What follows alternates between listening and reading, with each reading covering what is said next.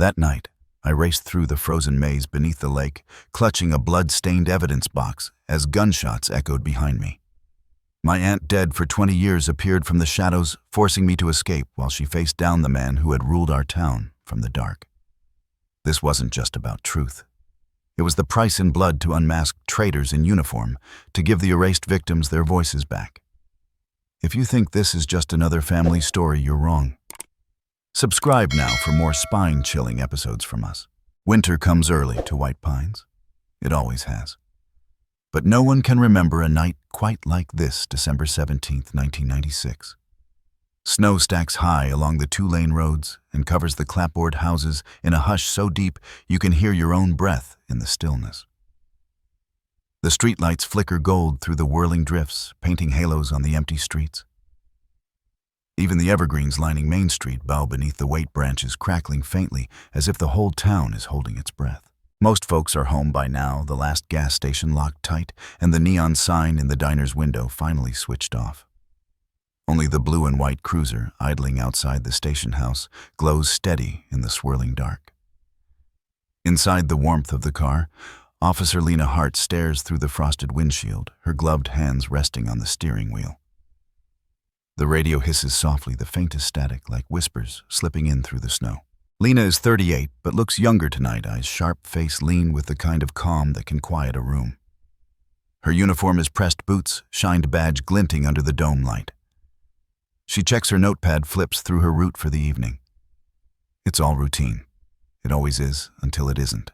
She thinks of the mug of coffee cooling on the dash untouched. She remembers her mother's call earlier. "Be careful, Lee. The roads are bad tonight." She'd laughed it off. She always does. 12 years on the force, and she's never missed a shift, never called in sick, never let fear guide her choices. That's what people say about Lena Hart. She's steady, reliable, tough as a steel trap, and just as unyielding. But tonight, as the clock on the dash blinks 10:12 p.m., something unsettles her. She can't name it. It's in the way the wind gusts down the alley behind the fire station, the way the snowflakes swirl a little faster, a little wilder than usual. There's no moon, just a dull reflection of streetlights bouncing off the ice. The town feels empty. Too empty. Her gloved fingers hover over the radio mic. She checks in with dispatch, her voice low and clear. Unit 12 signing on for the night shift. All quiet. The dispatcher responds routine and bored, a laugh somewhere in the background, maybe a joke about coffee running out. Lena forces a smile, but she keeps her eyes on the mirror. Something is off. She drives her route slow, cautious, careful over the icy roads, watching the houses as she passes. The Johnsons' porch light flickers, the Thompsons' dog barks at her headlights. She knows every face, every fence, every squeaky porch step. It's a small town. Everyone knows everyone. That's what makes it safe. That's what makes it dangerous. At the edge of town, the road widens out toward the frozen lake. Her headlights catch the sign for Crystal Lake Road, nearly buried in the drift. She hesitates. The lake's not on her patrol tonight. It hasn't been for months. But she can't shake the feeling. It needles at her, a memory she can't quite summon, something from last winter. Maybe a call about a runaway, a lost dog, a noise complaint at the fishing shacks. She pulls the cruiser to the side, idles beneath a flickering street lamp, and watches the snow gather on the hood. In the quiet, she thinks of the last time she was here. Autumn, a warm day, kids skipping rocks, dogs barking. Now, it's desolate wind howling over the ice. Empty shacks looming like ghosts. Her breath fogs the glass. She's not nervous, she tells herself, just tired. But her hands tap the wheel rhythm, quickening. The radio crackles, static, a pop, then silence. She reaches for the dial, scans the frequencies. There's nothing but the sound of the storm, the faint, insistent hum of something out of place. She shakes it off, grabs her flashlight, and steps out of the car. The snow comes at her sideways, cold, needling her cheeks, the crunch of her boots sharp in the hush. She stands still for a moment, listening, her eyes scanning the dark beyond the reach of the headlights. Somewhere a branch snaps. She flinches. Her training takes over. "Probably a deer," she mutters, but her voice doesn't quite carry the conviction she wants it to. She moves back to the cruiser, checks the back seat out of habit, flicks the flashlight along the rear windows. Empty. She slides behind the wheel, heart thumping a little faster. The radio clicks, more static, then a voice so faint she almost misses it. 12, do you copy? The dispatcher again, board routine. All quiet, she answers. Just a little static on the radio. Storm's picking up. You want to come in early, the offer is tempting. But Lena shakes her head, even though no one can see. Negative, she says. I'll finish my route. She drives on, winding along the edge of the lake. The snow thickens, swirling in the beams of her headlights. Up ahead, the old bridge, rusted rails, planks, groaning under the weight of the storm. She slows, listens for anything out of the ordinary. There's a sense of eyes watching her, something just beyond her field of vision hiding in the storm. She passes the old mill windows, boarded door swinging loose on its hinges. For a second, she imagines a figure standing in the window, pale against the gloom. But when she looks again, it's gone. Just tired, she tells herself again, but now she's gripping the wheel tighter, knuckles pale. The radio sputters once more, and this time the static shifts, changes, almost like a whisper, syllables she can't quite catch. She twists, the dial leans in close, trying to isolate the sound. It's there just under the surface, like voices arguing in another room. Ina, the name comes through faint, maybe just her imagination, maybe not. She freezes, breath held, listening so hard her ears ring. Say again, dispatch, she calls, but the line is dead, only static. The wind howls, shakes the cruiser, rattles the glass. For a moment she thinks of going home, calling it, letting someone else take the rest of the night. But she can't. It's not who she is. She sits back, breathes deep, watches her own reflection in the rear view, hard eyes, a face made for bad news. She flicks on her spotlight, sweeps it over the snowbanks and frozen reeds. Nothing. But as she swings the beam back toward the road, she sees them tire tracks, fresh and sharp, cutting through the snow toward the far side of the lake. She frowns. No one should be out here, not in this weather, not at this hour. She checks the clock again, 10:34 p.m. It feels later. It feels like time has stopped. She puts the cruiser in drive, eases onto the trail. The tires spin, catch, lurch forward. The radio flares up again, static, then a voice this time, so garbled she can't even tell if it's male or female. Get out! She jerks, heart pounding. Who is this? She calls into the mic. Nothing. Only silence. She follows the tire tracks, headlights sweeping over the desolate white shadows, jumping and twisting in the snow. The feeling in her gut turns sour. She knows she should call for backup, knows it's protocol. But something holds her back. Pride, maybe, or something darker, an intuition that if she calls, she'll never get another chance to see this through. The tracks veer off toward a line of trees. Lena hesitates, then follows. The radio is dead quiet now, the only sound her own breath and the crunch of tires over frozen ground. She slows to a stop, cuts the engine. The silence is total, a heavy, smothering blanket. She clicks her flashlight, steps out into the blizzard, and the cold slaps her full in the face. She walks slowly, listening. The wind whistles through the branches. Her boots sink deep into the drift. In the darkness, she feels the town behind her, small and distant, safe and warm. Ahead, only the storm, the unknown. She stands alone in the snow, heart pounding, surrounded by the endless white. The radio on her shoulder crackles again, this time a laugh, high and thin, then a whisper, "Katrukwakung." Lena freezes. The wind howls. She glances back at her cruiser headlights, glowing dimly through the storm, a lone beacon in the dark. For a moment she wonders if she's ever coming back, and as she steps deeper into the blizzard, the night swallows her whole. The world shrinks to the sound of her breath, the crunch of snow and the static from the radio, now just barely louder than a heartbeat. The cruiser edged through the teeth of the storm wipers, fighting against a new layer of snow every minute. Lena gripped the wheel with one hand, the other hovering near the radio mic, but she didn't call for backup. She should have, she knew it, as every instructor at the academy would have barked at her as her own gut whispered in the dark. But there was something in the night, an intuition so strong, it overruled habit, overruled caution. She followed the tire tracks, still sharp snow barely filling them in. Someone had come this way just moments ago, veering off the main road, wheels spinning, sliding right toward the tree line, where the lake met the forest.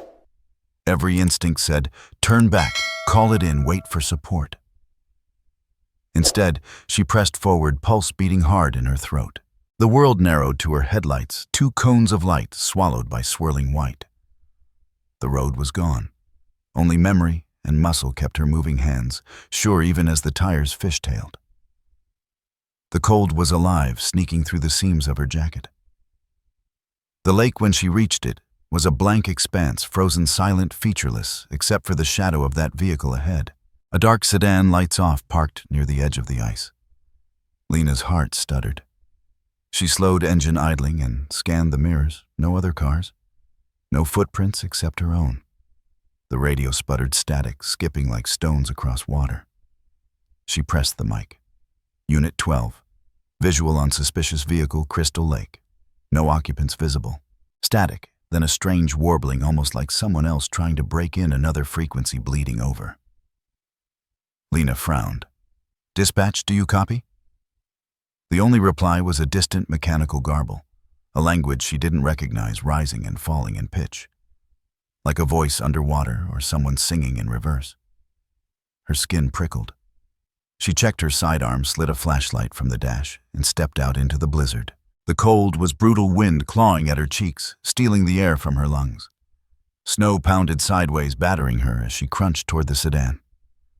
Her boots sank deep, the ice beneath groaning with every step. Lena circled the car, shining her light through the windows, empty inside, keys still in the ignition, radio on, but only static. A single leather glove on the passenger seat, the kind her own father used to wear. She noted the plate, tried to radio it in again, only static now, layered with something else. A faint rhythmic tapping, almost like Morse code. She scribbled the plate in her notebook. The sedan was cold, no heat radiating from the hood.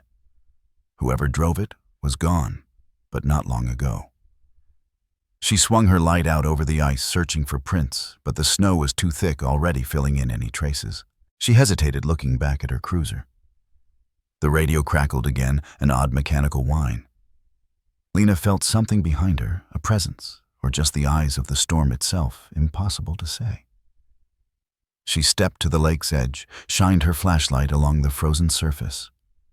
Somewhere out there in the blinding white was movement, a shadow, a flicker gone as quickly as it appeared. She fought the urge to call out, to demand whoever was there reveal themselves. Instead, she raised her radio. Unit 12, I have possible movement on the lake. Requesting. The mic buzzed, shrieked, cut her off. White noise, then the ghost of a voice. Get out.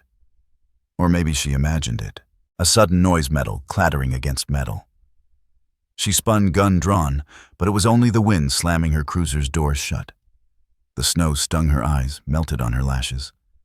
She turned back to the sedan, tried the driver's door unlocked. She eased it open, and the overhead light flickered weakly.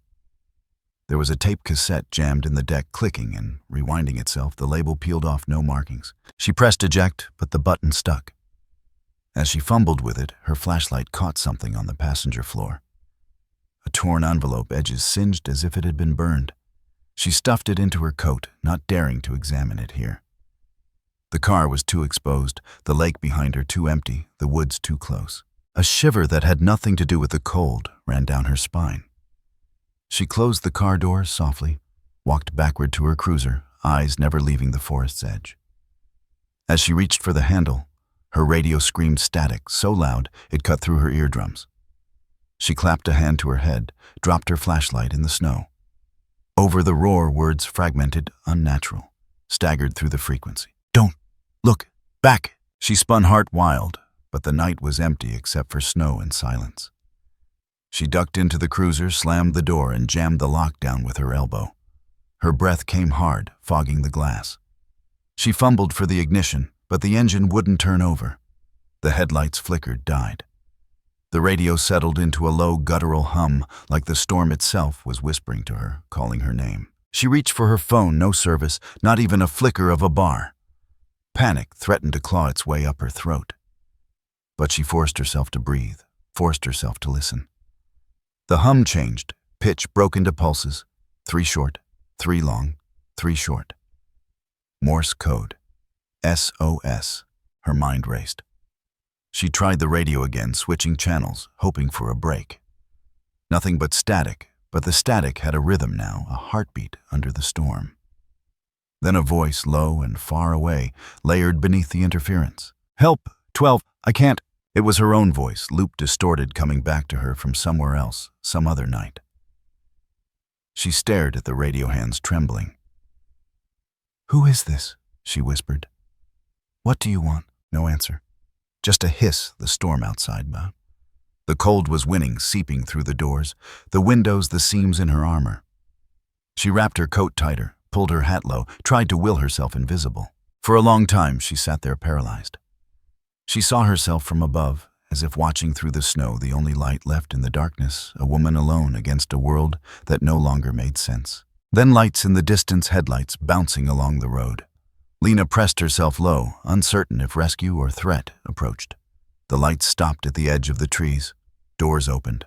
Flashlights swept the snow. A voice, real this time, booming over the wind. "White Pines PD. If you're out here, show yourself." She tried to answer, but her voice caught. She pounded on the window, waved her flashlight. The rescuers, her colleagues, approached, boots crunching, jackets pulled tight against the storm. They found only her cruiser doors locked, engine dead, headlights gone. The driver's seat was empty. Her radio still crackled, a faint signal running on repeat, a burst of static, a fragment of Lena's last call. "Unit 12, Crystal Lake vehicle, no..." Back. No Lena. No footprints leading away, only the churned snow and the storm that erased everything. They called her name. They searched the woods, the lake, the sedan. Found nothing but the envelope still clutched in the crook of the driver's seat, and the radio hissing with the voice of a woman who was no longer there. For 6 hours, the signal pulsed, rising and falling, a ghost in the static. Officers came and went, faces drawn, voices subdued, each feeling a chill that lingered long after the sun rose. The blizzard didn't let up. They blamed the storm for what they didn't understand. By morning, there was no sign Lena Hart had ever been there at all. The car was towed. The report filed. The story spread through White Pines like wildfire. Lena lost to the lake, another victim of the weather, a good cop taken by fate. The file closed with a single line. Cause of disappearance, accidental, likely hypothermia. No further investigation necessary. But those who stood by the lake that night, who heard the radio whisper, who saw the hollow in the snow where Lena's boots should have been, never forgot the feeling, the sense that something watched from the storm, and that Lena Hart, wherever she was trying to call home even as the static swallowed her whole. The news of Lena Hart's disappearance spread through White Pines, the way news always did, quick, hungry, and without mercy. The Hart house on Miller Avenue became a place of muted lights and closed blinds. Voices kept low so that the boy in the hallway wouldn't hear, though Blake heard everything anyway. He was 8 that winter, all knees and tangled hair, eyes wide and blue as the sky before the storm. It was the first time he'd seen his mother cry. She stood by the sink phone, pressed white-knuckled to her ear, nodding along to something that made her shoulders shake. "No, I haven't heard anything." "Please call me," if she'd hung up, looked at Blake like she'd just remembered he existed. Then turned away again, shoulders hunched and silent. For 3 days their home was filled with people, cops, neighbors, friends, who brought casseroles and hugged too tightly, all of them speaking in whispers that left a sour taste in Blake's mouth. His grandmother slept on the sofa, a thin blanket pulled tight over her knees. She didn't speak. His mother floated from room to room, eyes red, every surface covered in notes and lists and cups of cold coffee. The phone rang so often he learned to hate the sound. Blake spent hours in Lena's old room, curled on her bed, inhaling the faint smell of her shampoo on the pillowcase. The room was neat, everything in its place. Books arranged by size, badges, and medals gleaming in a box on the dresser. On the wall, a photograph of Lena in uniform, smiling in sunlight arm, slung around a much younger Blake. He stared at the picture, tried to remember the sound of her laugh, the way she ruffled his hair when he'd done something brave. The town outside their windows had gone strange and silent. People walked with their heads down, eyes darting away, when the Hart family passed by. The grocery store became a place of half-finished sentences and glances traded above the canned goods. Blake's friends stopped coming around. His mother told him school was canceled for a while, but he didn't believe her. At night, the house creaked and settled. Blake would lie awake listening to the old pipes and the wind clawing at the eaves, telling himself stories about where Lena might have gone. Sometimes she was lost in the woods, fighting the cold, waiting for rescue. Sometimes she was a secret agent called away by the government for a mission so important she couldn't even say goodbye. Sometimes she just needed to be alone, the way grown-ups did when the world pressed in too hard.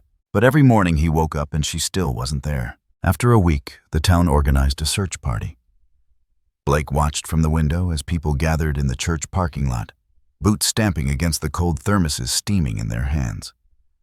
He wanted to join them, but his mother kept him inside, told him gently, "This isn't for kids, honey. We'll let the grown-ups help Aunt Lena."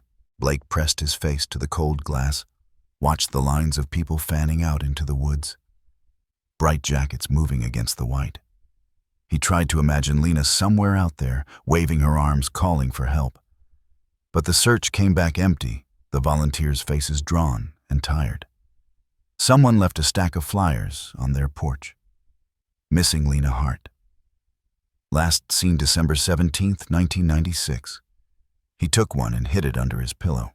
Rumors started soon after. He heard them everywhere, at the post office, in the hushed corners of the diner, even among the kids whispering behind the school. Some said Lena ran off with a lover. Others claimed she'd stumbled onto something dangerous, and those people made her disappear. A few muttered about the old lake cursed and hungry, swallowing people whole.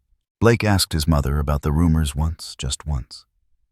Her face went hard and pale. She knelt down, gripped his shoulders so tight it hurt. "We don't talk about that, Blake. Ever. Do you understand?" He nodded, scared by the look in her eyes. So he learned to keep quiet, to fold his questions into paper cranes and hide them in the corners of his room. He watched his mother age in days lines, forming at her mouth, hair going gray at the temples. She got rid of Lena's things, little by little, uniforms packed away in boxes, books donated to the library, medals tucked in a drawer. But the room was never truly empty. The echo of Lena's presence lingered thick as dust. Months passed. The winter stretched on, colder than any Blake could remember. The only sign of spring was the day they held the memorial for Lena. It was supposed to be a celebration of her life, but it felt more like a surrender. The service was held in the little church at the edge of town. Blake wore a suit that didn't fit, shoes pinching his toes. His mother sat beside him, hands folded tight in her lap. The pews were full, neighbors, officers in dress uniforms, a few reporters hunched in the back with notepads. The pastor spoke about service sacrifice, the risks police take for their communities. He told stories about Lena's bravery, her kindness, her laughter ringing through the station on slow nights. Blake listened, but all he could think about was how wrong it felt. The candles flickered, casting long shadows on the walls. Someone played a hymn on the piano, soft and trembling. He looked at the faces around him, people who'd known Lena her whole life, who now looked everywhere, but at the front of the room. After the service, they gathered in the snowy churchyard. Blake stood apart from the crowd, watching as people huddled together, voices low and eyes wet. A police officer handed his mother a folded flag. She thanked him, her voice so quiet it barely reached Blake's ears.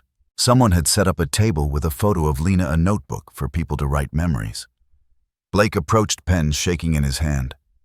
He wrote, "I miss you, Aunt Lena. Come home soon." Then he closed the book and walked away, breath fogging in the icy air. Back at home, the silence felt heavier than ever. His mother moved through the rooms like a ghost, her footsteps muffled by the carpets. Sometimes late at night, Blake would hear her crying in the kitchen, muffled sobs swallowed by the darkness. Other times, she would sit in Lena's room, staring at the empty bed, lips moving in a prayer Blake couldn't hear. The world outside seemed to move on. The snow melted, the search parties stopped, new headlines took over the local paper. But for Blake, nothing changed. Every night he dreamed of Lena. Sometimes she was running, sometimes she was hiding, sometimes she stood at the end of his bed, smiling and whispering secrets he could never remember when he woke up. He grew used to the stares, the awkward silences, the way people avoided the subject. At school, teachers spoke gently to him. Friends fidgeted when he sat down at their lunch table. He wanted to shout at them, to demand they help him find his aunt, but the words tangled in his throat. His mother made it clear, no more questions. We need to let her rest now. But Blake couldn't.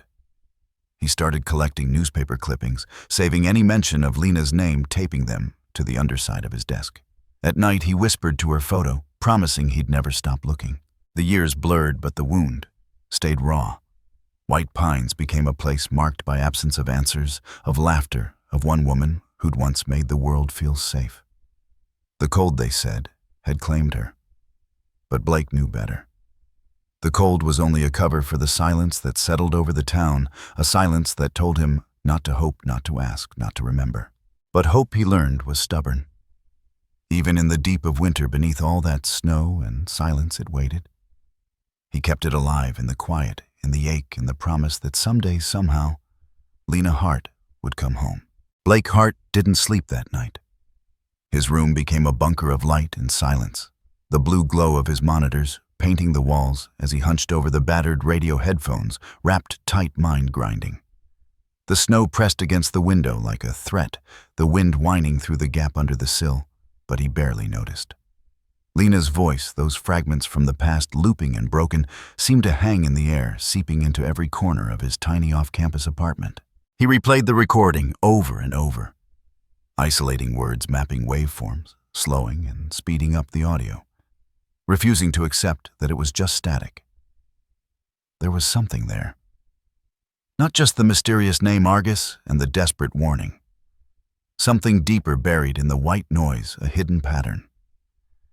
At first it was only a feeling, a shiver in the back of his mind. But the more he listened, the more he was sure. Between Lena's words and the strange male voice, the static stuttered in a way that didn't seem random. It came in bursts, in short and long blocks like dashes and dots. Morse code, maybe. Blake had seen enough old spy movies to recognize the rhythm. His pulse raced as he scrawled the sequence out, cross-referencing with an online decoder. The letters were slow to emerge, the code twisted and fragmented. But after an hour, he had something CL4K3R. He read it aloud, almost disappointed. CL4KR. A password, a call sign. It didn't make sense until his mind, sharp with exhaustion and adrenaline, remembered the basement archives at the White Pines Library, the computer where the staff still used 1990s logins for the digital microfilm. He dug out the old library card he'd kept since childhood, just in case. There in faint pen was his aunt's handwriting, access CL4KR. A chill went through him. Lena had left breadcrumbs, and he'd never seen them, not until now. The room seemed to close in shadows, creeping along the ceiling as the monitors flickered. Blake logged into the White Pines digital archives, heart pounding. He typed the password. The screen stuttered, then unlocked a hidden folder. Hart. Audio logs, 12/17/96. Restricted. He clicked. Dozens of files appeared, voice memos, scanned notes records tagged only with cryptic strings of numbers. The first audio file opened with a hiss. Lena's voice, rough and quick, the fear she'd always hidden from him, now naked and raw. If you're hearing this, things have gone wrong. Not everyone in uniform is who they say they are. Trust the badge, not the name. Blake's hands trembled as he listened, as if he'd unearthed a grave. He flipped through the rest names he didn't know, codes, references to someone called Mason, and a meeting at the dock midnight. There was a sense of urgency in every word, as if Lena knew she was running out of time. He copied everything to an encrypted drive, nerves humming with excitement and dread. The sense of being watched, of trespassing somewhere sacred, grew stronger. Every so often he glanced at the window, certain he'd see a face in the snow. He tried to shake it off as paranoia, but it clung to him, relentless. Blake's thoughts tangled as he worked. The recording played again and again, driving him back into memories he'd tried for years to bury. His childhood, Lena's smile, her strong hands on his shoulders, the smell of her jacket after long shifts. The way she'd kneel down, make him promise to always ask questions. He'd been 8, full of hope. He was a man now, but with the same ache, only sharpened. Sleep, when it came, was a brief bruising tumble through dreams that left him gasping. He saw Lena dressed in her uniform, standing on the edge of the frozen lake, waving for him to follow. The sky overhead swirled with storm clouds, voices whispering his name from beneath the ice. He ran toward her, but the distance never closed. Then she vanished, and he was left alone, shivering in the blue-black dark. He woke tangled in his sheets, heart jackhammering the apartment colder than it had any right to be. The radio still hummed on the desk. The recording paused mid-breath. Blake splashed water on his face, hands trembling as he studied his own reflection. Haunted eyes, dark stubble, a shadow of Lena's chin. The urge to call his mother was overwhelming, but he shoved it down. She'd warned him off this hunt 1,000 times, begged him to let the past lie buried. But now, with Lena's voice in his ear, how could he stop? He pulled on his coat, shoved the drive in his pocket, and left the apartment as the first gray light bled into the sky. The world outside was muffled white and endless. He crossed the empty quad to the library, each step crunching in fresh snow. The main door opened with a creak, the heater inside groaning to life as he slipped into the stacks. He spent the morning combing through every file the password unlocked. Clippings about Lena's last calls. Mysterious redacted memos, internal affairs reports on missing officers. The more he read, the more a pattern emerged, names of men who'd retired early, sudden transfers, gaps in service records. Everything pointed to something rotten. Something Lena had almost uncovered. Blake's phone vibrated, an unknown number. He let it ring. A minute later, a text, "Are you looking for someone?" No name, just that single question. He stared at the message, pulse thudding. Coincidence, he told himself. But when he looked up from his screen, there was a man standing across the reading room, face hidden by a scarf and dark glasses, watching him with deliberate stillness. Blake shut the laptop and slid it into his bag, suddenly aware of how alone he was. The man didn't move, didn't blink, just waited. Blake grabbed his things and walked out, feigning calm. He felt the man's gaze tracking him, burning a hole between his shoulder blades. Outside, the sky had brightened to the color of old bone, the sun barely visible through the storm. He cut across campus, every nerve singing. At the intersection by the old post office, he glanced back. The man was there, half a block behind, steps, careful, measured. Blake picked up his pace, ducked into a bakery, heart pounding. He waited, watched through the glass as the man paused outside, then kept walking, melting into the crowd. Back in his apartment, Blake double-locked the door, breath shallow. He knew without question, in the way Lena must have known, that the past wasn't done with him. He plugged in the encrypted drive, running a scan for trackers, watching the progress bar crawl.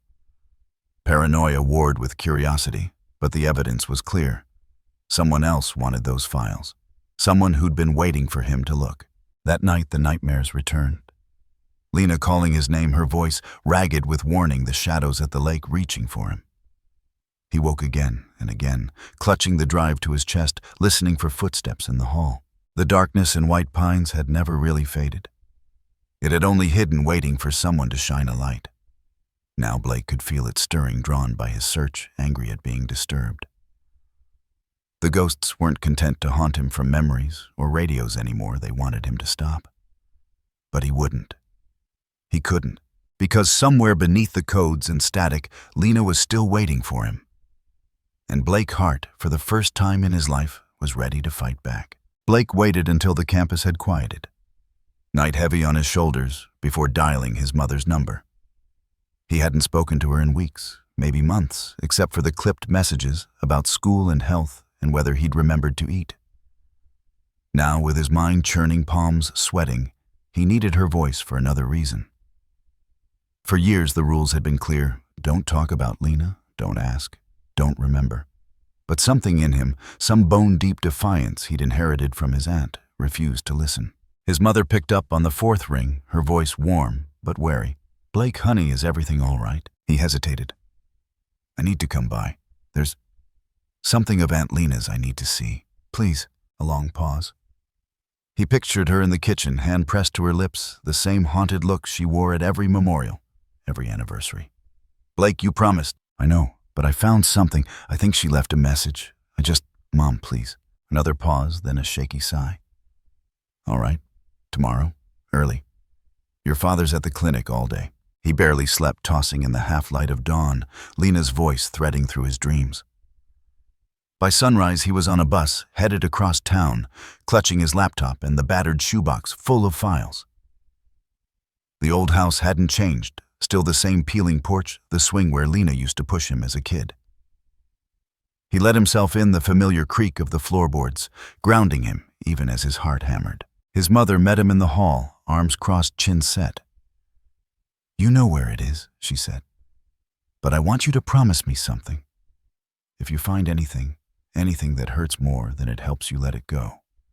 Please. He nodded, not trusting himself to speak. She held his gaze for a moment, then turned away, disappearing into the kitchen. He went to Lena's old room, the air-stale curtains drawn dust dancing in the golden shaft of sun across the dresser. The closet door stuck just as he remembered, but inside, beneath stacks of old uniforms and a faded duffel, he found the tin box. He carried it to the desk heart in his throat and lifted the lid. The contents were as he remembered from childhood: badges, medals, an old leather-bound journal, a bundle of cassettes tied with red string. But now, with adult eyes, he saw more papers folded and tucked into the lining envelopes, marked with numbers, and a handful of floppy disks, labels worn to illegibility. He sat, knees pressed to the edge of the bed, and began sorting through the hoard. The journal's pages were dense, with Lena's handwriting neat, angular, full of shorthand and initials. Some pages were covered in codes, long strings of numbers, letters, interspersed dates and times that meant nothing on their own. He flipped to the inside cover and found a single word written in blue pen: Argus. Blake's pulse kicked. He traced the word with his thumb, mind racing. He remembered the name from the radio, the way it had echoed with warning. He slipped the floppy disks into his backpack, scanned a few pages of the journal into his phone, and pocketed the cassettes. Back in his old room, he set up his laptop and started digitizing. The cassettes were mostly Lena's voice field notes, reminders, a few half-sung melodies from her patrols. But on one tape, her tone changed, sharpened by fear. If you find this, Blake, or whoever's listening, you need to know what Argus is. I never wanted to drag anyone else in. But I couldn't walk away. Not after what I saw. Static, a long pause. Then a series of numbers read out one by one, with chilling precision. Blake wrote them down, fingers trembling. They didn't look like coordinates, not at first. He ran them through every decryption tool he knew, but nothing fit. Frustrated, he posted a message on a dark net forum, a place where code breakers, hackers, and conspiracy buffs swapped puzzles and secrets. He used an alias he'd never connected to his real identity, described the code as a legacy from a relative police work in the 90s. Minutes passed, then an hour. He almost gave up when a private message blinked on his screen: "Send what you have. I'll run it." The user's handle was simply Quincy, their profile blank. Something about the message, direct unblinking, made Blake pause, but he had no better option. He zipped the audio journal scans and number sequences, attached a single plea: "Help me crack this. It matters." Time slowed to a crawl as he waited, eyes darting between the chat and the old tapes. He half expected nothing, or a ransom note or a cop at the door. But within an hour, Quincy replied. The numbers are ciphered coordinates. Military format. Argus is a real code name, classified, but there are traces. Try this IP, 198.51.100.42. It's linked to a government program shut down in 1999, but someone kept the logs alive on a dark web mirror. Be careful. You're not the only one looking. Blake's skin crawled. The IP was unfamiliar, but the warning was not. He fired up a VPN, masked his address, and followed the trail.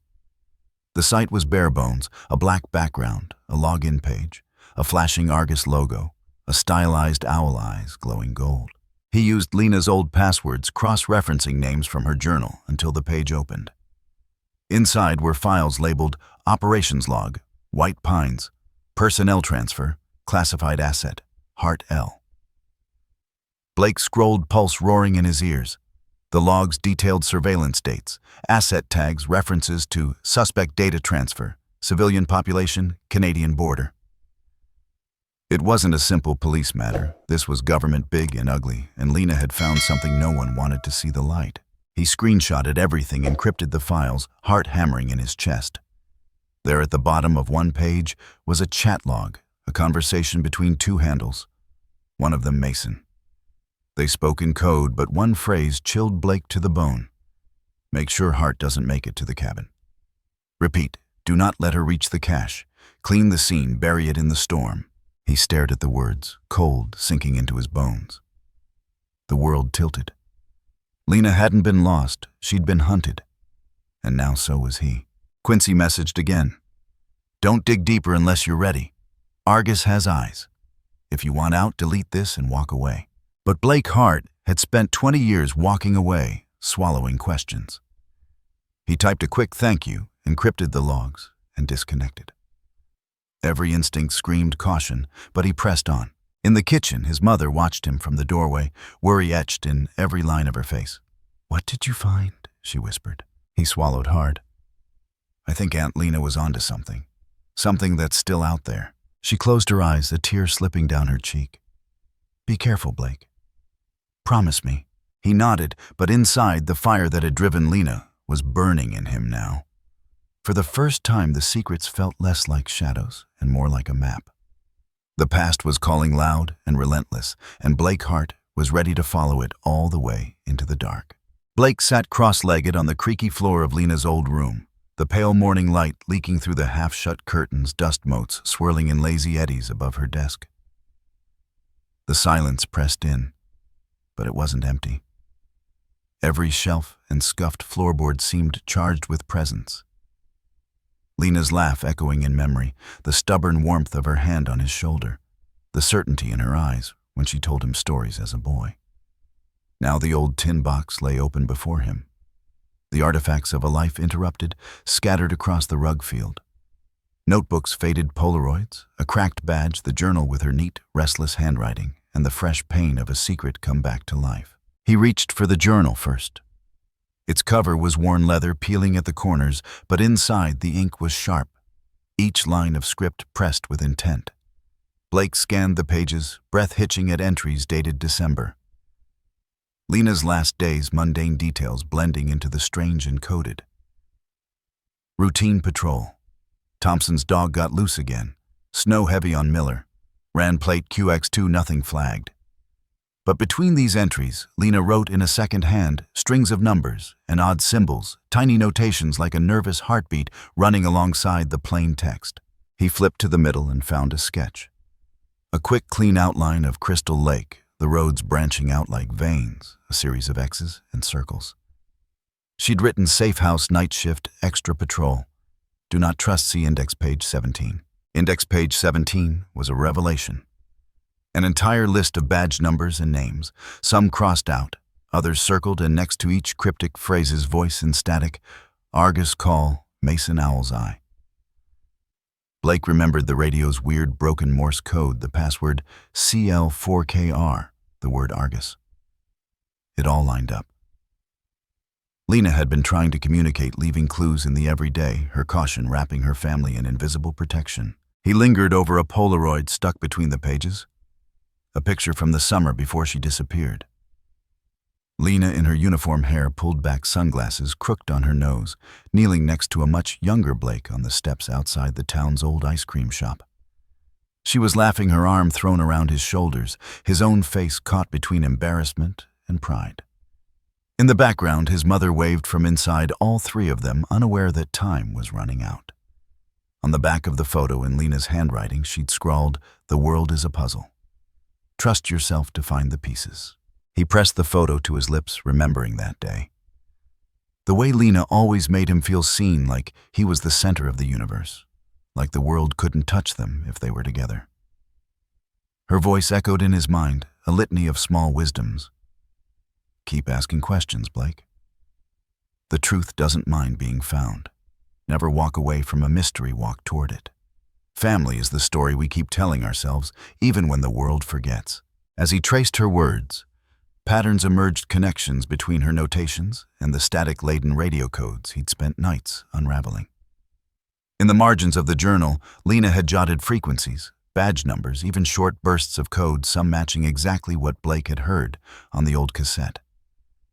He checked one sequence against his notes, 7231524. It matched a series from the mysterious Argus transmission, the same pattern that Quincy the hacker had helped him decode. Another phrase, Mason. 11 p.m. Old Doc. Bring Blue file felt like a breadcrumb she'd left across decades, hoping someone would be stubborn enough to follow. Blake flipped to the last entry Lena had written, dated the night before she vanished. I can feel them watching. If anything happens, Blake, this is for you. Find the Blue file. Trust only the voice with the code. I'll always be close. Her handwriting wobbled at the end, but the words were sharp as a knife. I'll always be close. He pressed his forehead to the open journal, the weight of grief and longing crashing over him. For 20 years he'd been told Lena was gone, lost to the storm, a cautionary tale whispered in the silence of family dinners. For 20 years he'd dreamed of her return, only to wake in the same cold world. But now, with her journal in his lap, and the evidence she'd left for him specifically, he felt her presence so powerfully he could almost see her in the doorway. He turned his attention to the rest of the box. A stack of old maps, corners bent, and notes scribbled in red pen roots drawn around the lake and the woods, places only locals would know. On one map, a faint star marked an area near the old mill. Blake made a note to check it out. There were also several loose pages torn from a pad, listing contacts most crossed out, but one highlighted in yellow: Quinn Library. Trustworthy. Under the pile, he found a battered voice recorder, the kind Lena always kept in her pocket. It still had batteries, barely. He clicked play, and her voice poured into the silent room, so immediate, he had to close his eyes to keep from crying. Night shift, December 15th. Saw someone by the water. Not local car, had Toronto plates. Heard something on the radio, same code as last week. Going to check it out. If I don't make it back, someone needs to know. Someone has to. The tape ended in a burst of static. Blake let the silence settle the memory of her voice winding around his heart.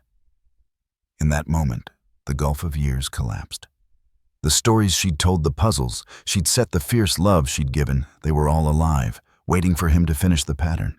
He stood and moved to the window, looking out at the snowbound yard, the tire swings she'd pushed him on the path to the frozen pond where she'd taught him to skate.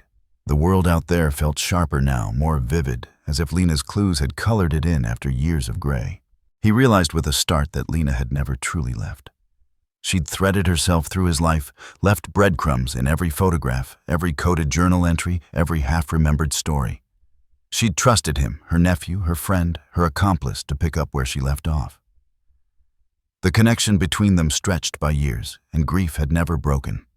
It only waited for him to believe in it again. He returned to the desk, his resolve firming. This was more than a mystery to solve or a ghost to chase. It was a promise, a way to bring Lena home, not just for him but for his mother, for the whole family still aching in her absence. As he packed up the journal, photos, and recorder, he whispered, "I'm here, Lena. I'm listening. I won't let you go."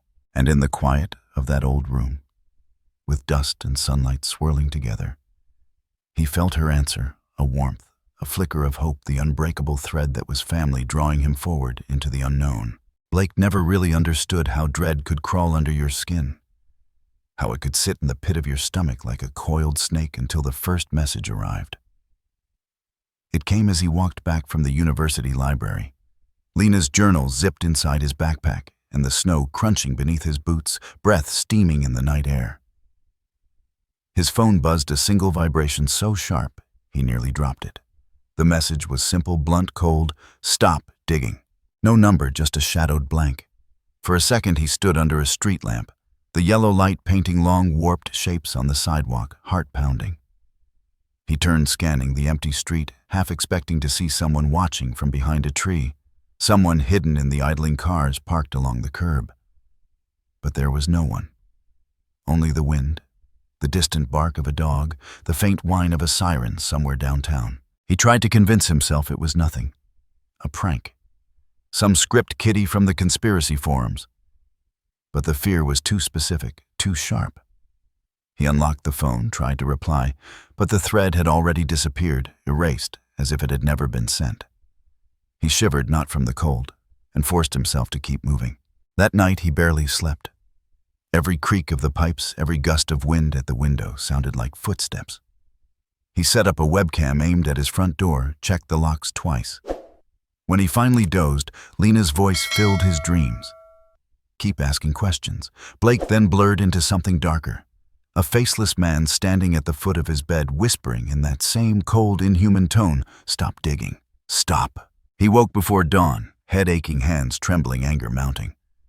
He would not be bullied. Lena had never backed down from anything. Not the local bigots, not the city bureaucrats, not the unseen threats that had haunted her last weeks. He made coffee, set up his laptop, and dove back into her codes. It was his friend Samira who helped him next. She was a grad student in digital forensics, quick-witted, skeptical, the sort of friend who asked the right questions. She'd been with him in the campus archives, squinting at Lena's old maps, sifting through the brittle personnel files he'd convinced the librarian to let him see. Samira didn't believe in ghosts or government conspiracies, but she believed in Blake. Believed in his ache for answers, in the way he traced every thread with stubborn hope. She was supposed to meet him for breakfast at the campus cafe. She didn't show. He called, then texted. Nothing. At noon his phone rang.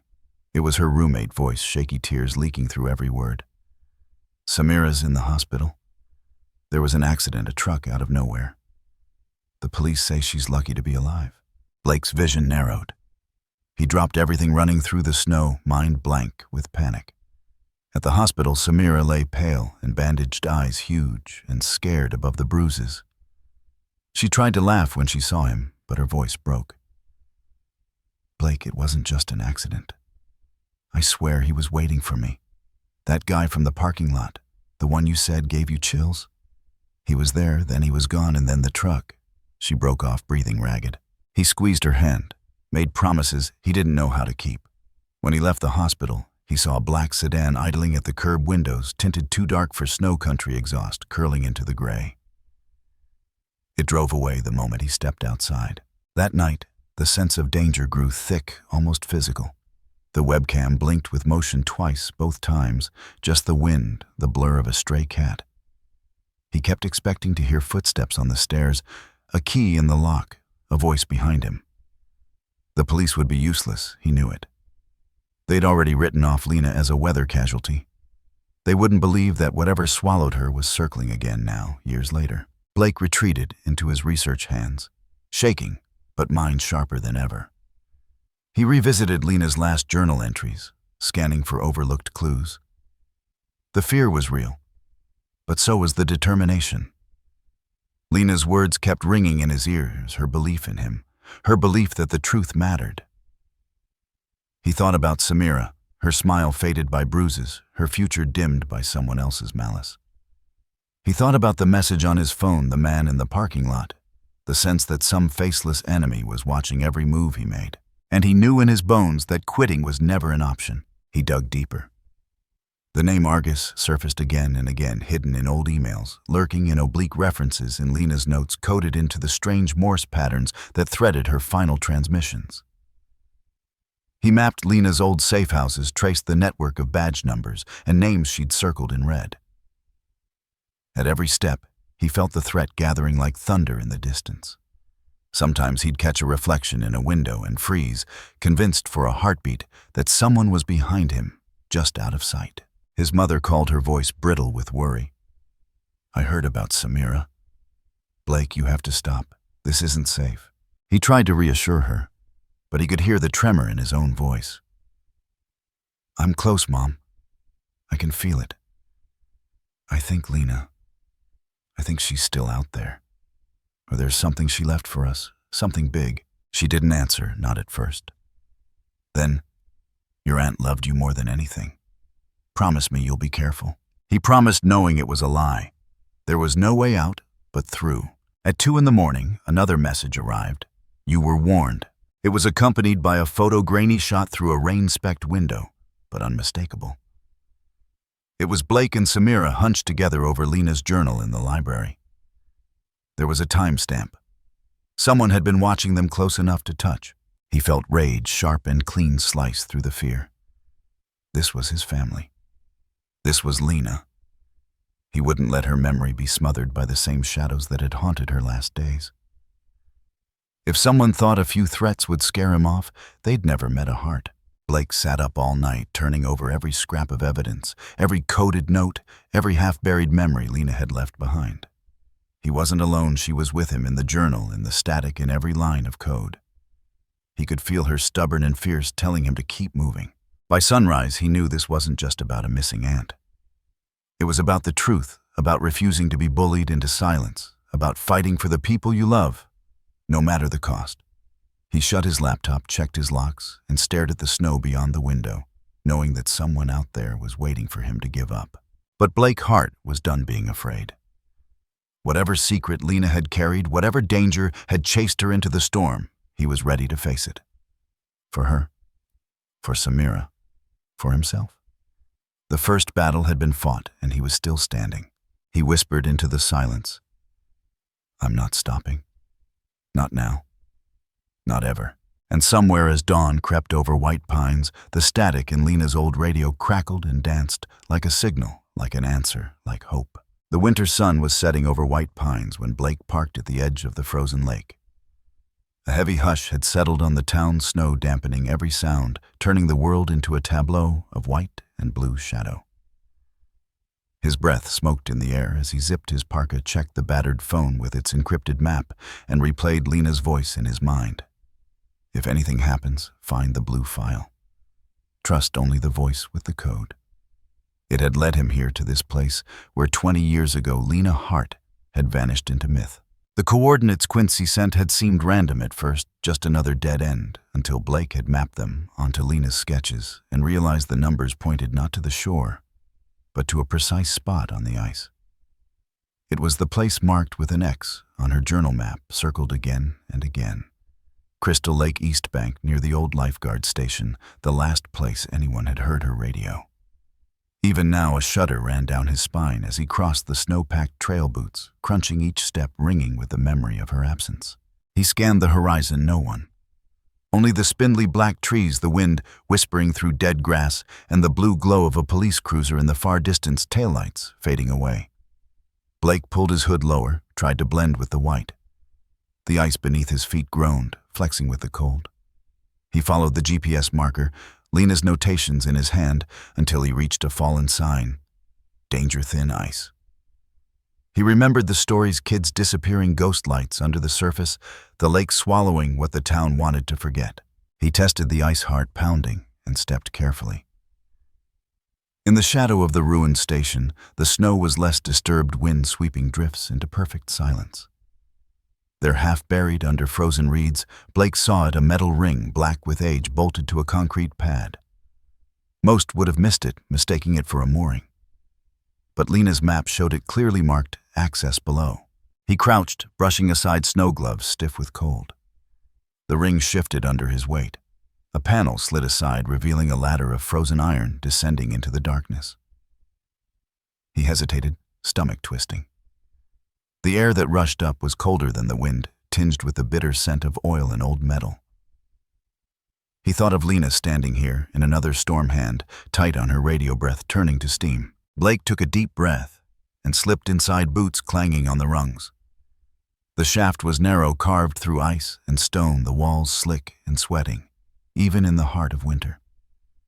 At the bottom, his flashlight flickered against concrete, a tunnel ancient and crumbling, running beneath the lake.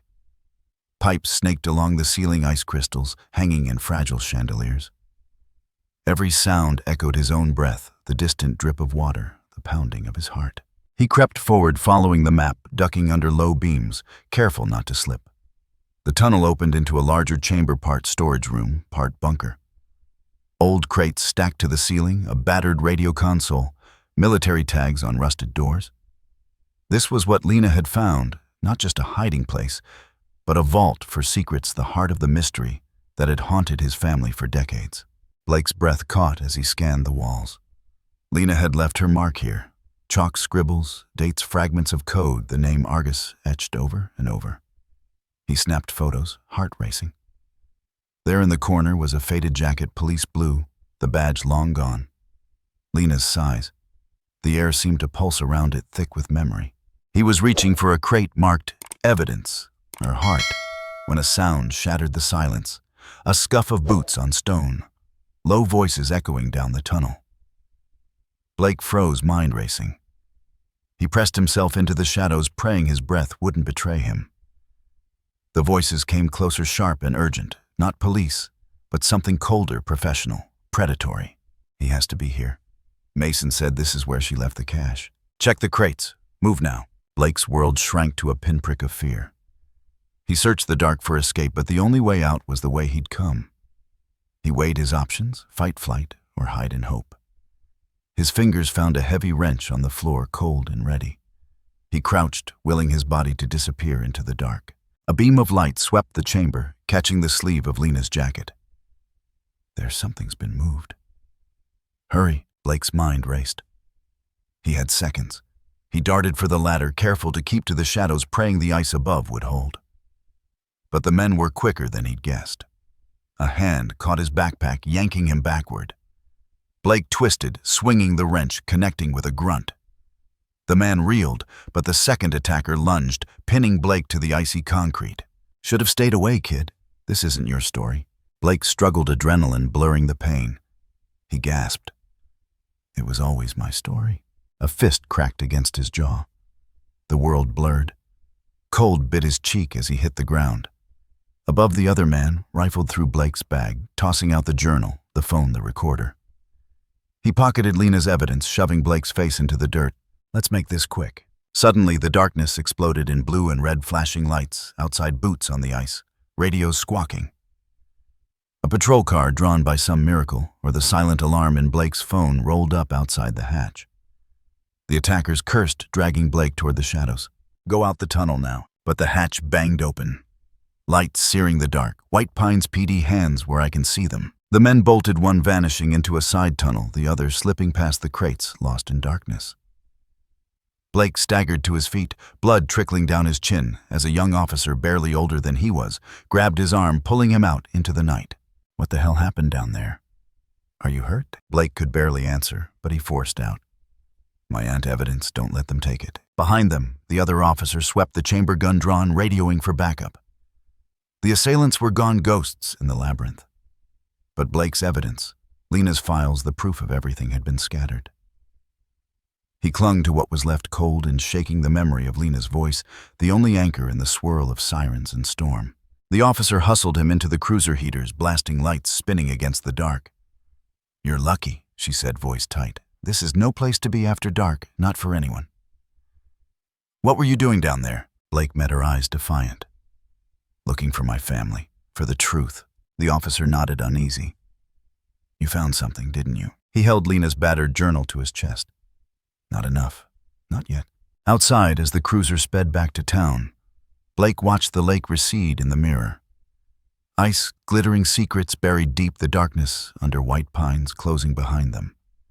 For the first time, he felt not just fear, but hope. If Lena had survived that night, if she'd made it to the tunnels, she'd left a trail.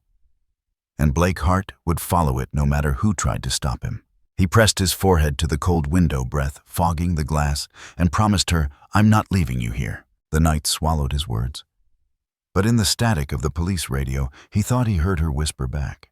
Blake huddled in the farthest corner of the White Pines Public Library, heart still racing from the ambush by the lake. The ancient building was nearly empty. The glow of desk lamps reflected in tall frosted windows, turning every surface to ice.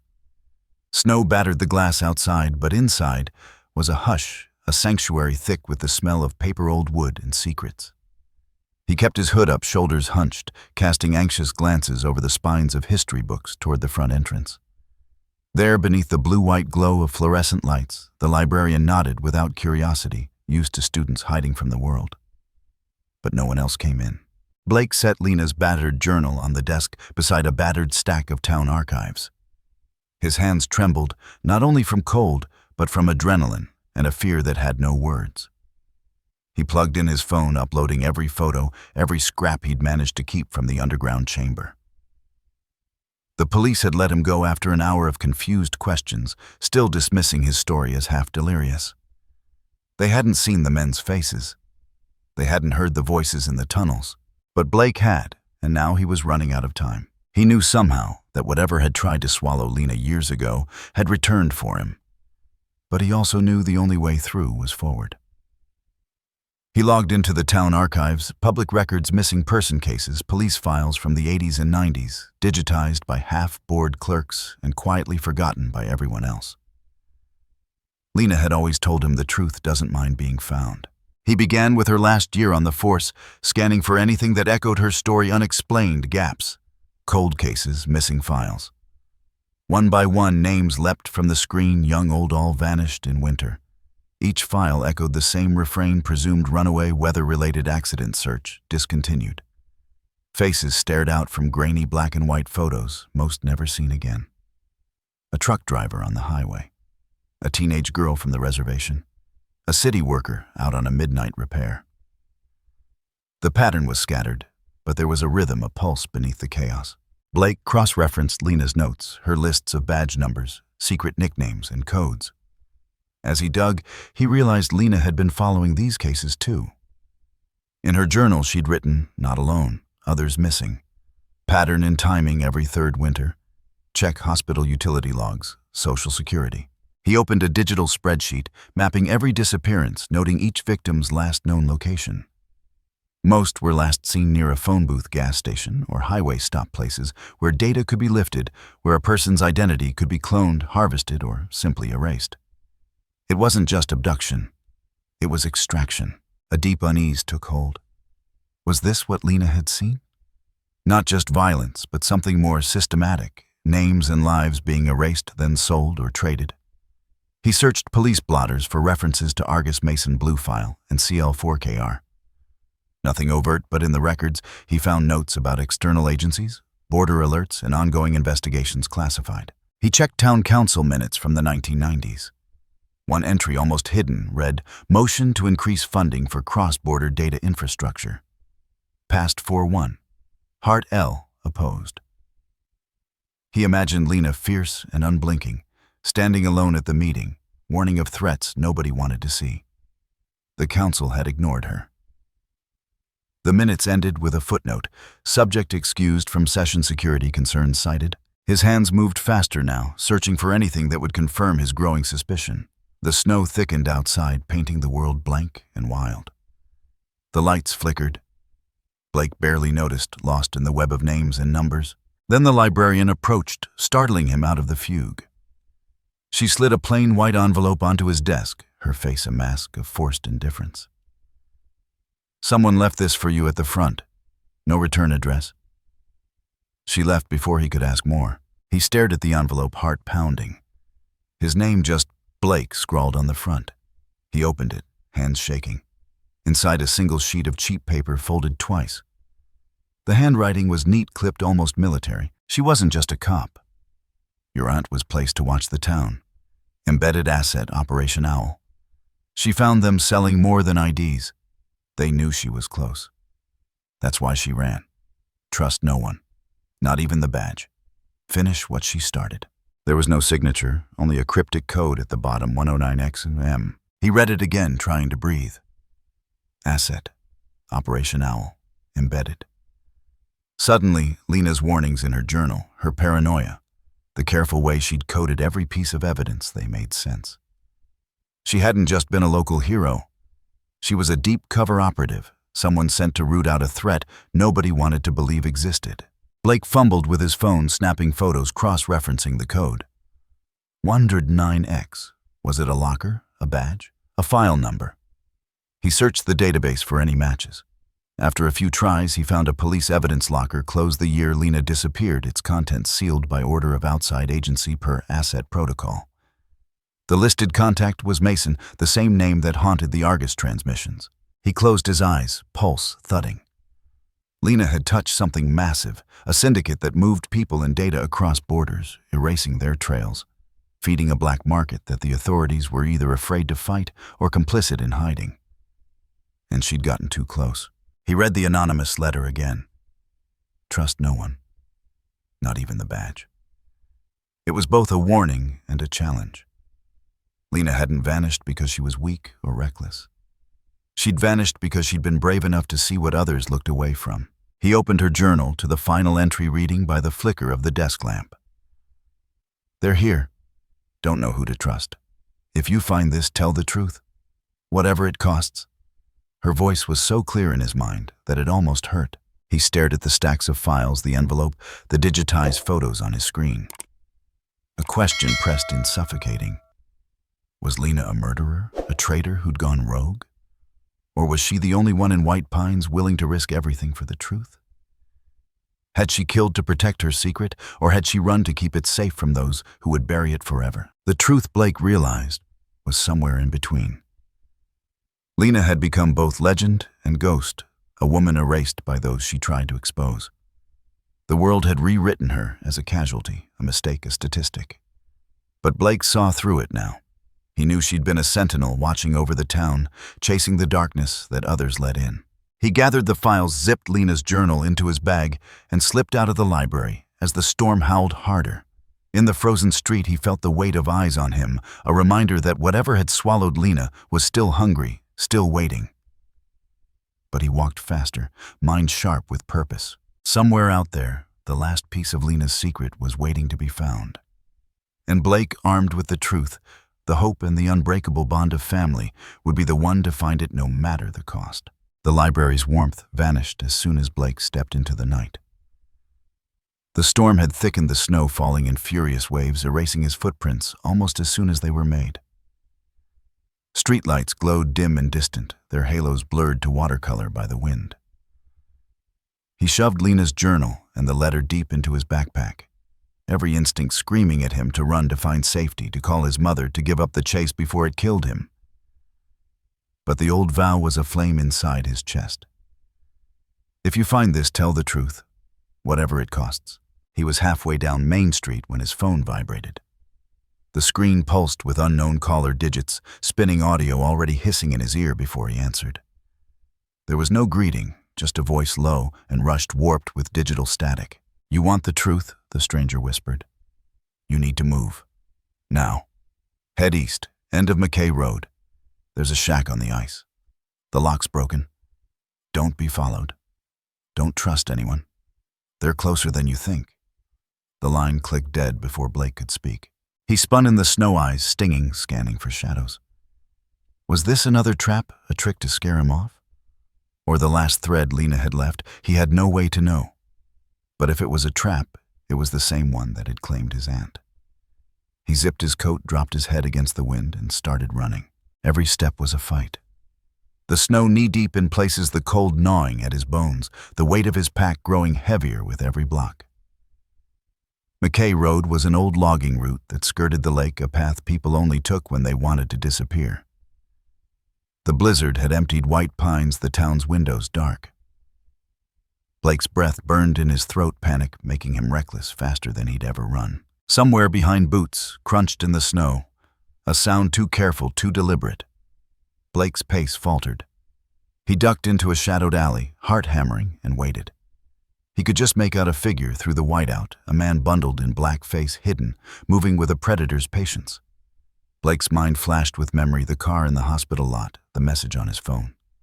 Samira's broken voice. This was no coincidence. He darted out of the alley, cutting through backyards, crashing through fences, fighting the panic that threatened to blind him. He could hear the man following, always just out of sight, never losing ground. Blake's lungs screamed, his legs threatening to give out. He glanced over his shoulder, saw the man gaining, gun glinting in a momentary break in the wind. There was no time for fear. Blake vaulted a chain-link fence, slid down an embankment, and landed hard in the slush beside the lake. The world here was even colder, quieter, the storm snatching every sound. Ahead, across the glassy expanse, a single shack hunched against the ice, its windows dead, its roof bowed by snow. He sprinted across the lake, boots slipping on ice, desperate not to look back. He could hear the crunch of footsteps, multiplying another set, then a third. The shadows were closing in, the past refusing to stay buried. As he neared the shack, his foot broke through a patch of rotten ice, plunging him to his knee in frigid water. He bit down on a scream, hauled himself out, and stumbled to the shack's door. The padlock hung broken, just as the voice had promised. He shoved inside, the wind howling in behind him. The shack was dark and reeked of mold and diesel. Its only light the faint blue spill from his phone. He braced the door with a rotted chair, hands numb, pulse thrumming in his ears. For a heartbeat, he thought he'd lost his pursuers. Then the crunch of boots on ice stopped just outside. Shadows passed the warped window, voices murmuring in a language he didn't understand. Inside, one voice said, flat and businesslike. Blake's mind raced.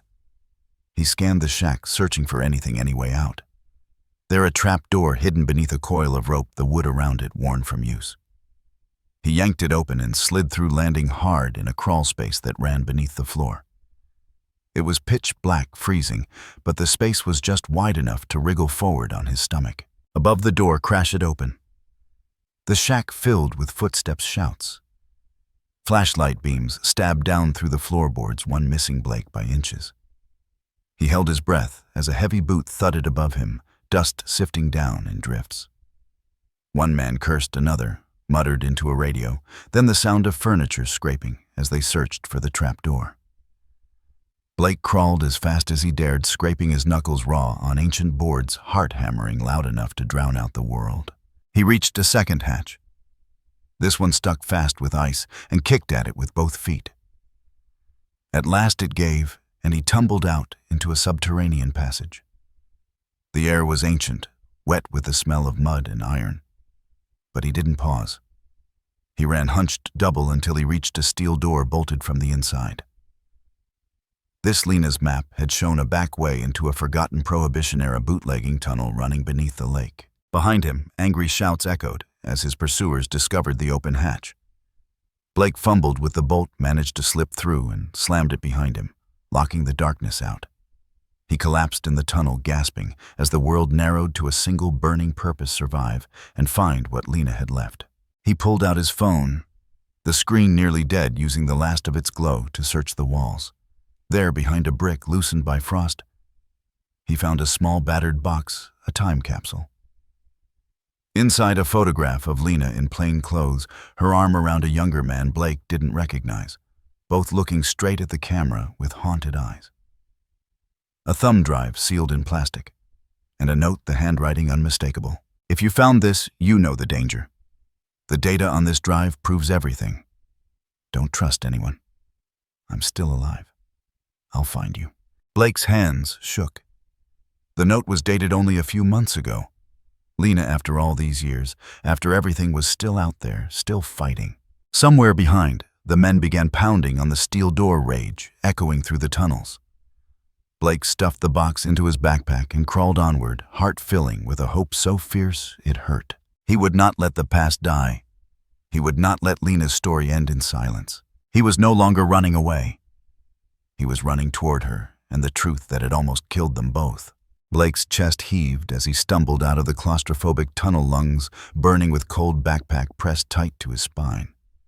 The world on the other side felt like another universe, a cavern hollowed under the frozen lake walls, braced with timber beams so old they shimmered with frost. Only a single lantern, its battery dim and trembling, offered any light. Shadows stretched long and trembling, dancing across the frostbitten stone and over the figure standing at the far side of the room. She stood with her back straight and her chin high, hands clenched around a battered police-issue radio. Her hair, once chestnut, had turned silver, pulled into a practical braid. Her jaw was set, her body taut with the energy of someone who had spent years listening for footsteps in the dark. She did not flinch when Blake burst into the light, breathless and wild-eyed. She watched him with the calm of a soldier who has faced every kind of loss. For a long, endless moment, the cavern echoed with the sound of Blake's heartbeat, too loud, too hopeful, too desperate to be denied. The woman's eyes found his pale, sharp, haunted, but unmistakably the same eyes that looked out from the old Polaroid he carried everywhere. Recognition was a flicker, then a conflagration. He fell to his knees, sobs cracking loose from a place so deep he'd forgotten it existed. The woman, Lena, crossed the space in 2 strides and collapsed to the ground with him, her arms around his shoulders, her breath catching in the same raw, racking sobs. He pressed his face to her shoulder, shaking, unable to believe, terrified to hope. Her scent was the same as his memory, snow-old leather, the sharp tang of fear buried beneath love. "Oh, Blake," she whispered. Her voice was low and older, every syllable heavy with years, lost nights, running days in hiding. She touched his face, her fingers trembling, tracing the shape of his jaw, the slope of his nose, the tears she brushed away with her thumbs. "You look just like your father, like my sister. I knew you'd find me. I knew you'd never stop looking." For a time, there were no words. Just the hush of relief, the sound of two lives bridging the gap of 2 decades. Tears falling freely in the cold dark. Then Blake, voice shaking, forced the question he'd carried his whole life. "Why did you leave us? Why didn't you come home?" Lena swallowed hard. She cradled his head, held him until his breathing slowed, then leaned back so he could see the full truth in her eyes. "I had to disappear, Blake. It wasn't just to protect myself. It was for all of you." Her gaze darted around the cavern, wary even now. "That night when I went missing, they weren't just after me. They wanted what I knew, what I found. The police, most of them anyway, weren't on our side. The people I was chasing, they were bigger than anything you can imagine. Data brokers, smugglers, politicians, men who thought they could erase anyone for the right price. I thought I could outsmart them. I almost did." She took a trembling breath, voice tight. "I saw what they were doing. They weren't just stealing names. They were building something, an empire of ghosts, people who didn't exist anymore. And I found out too late that someone in my own department was helping them." Blake gripped her hands, fingers white with the force of his longing and his anger. "We thought you were dead. Mom." She never forgave herself.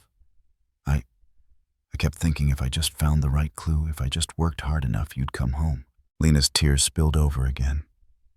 "I watched you grow up from the shadows. I never missed a birthday, Blake.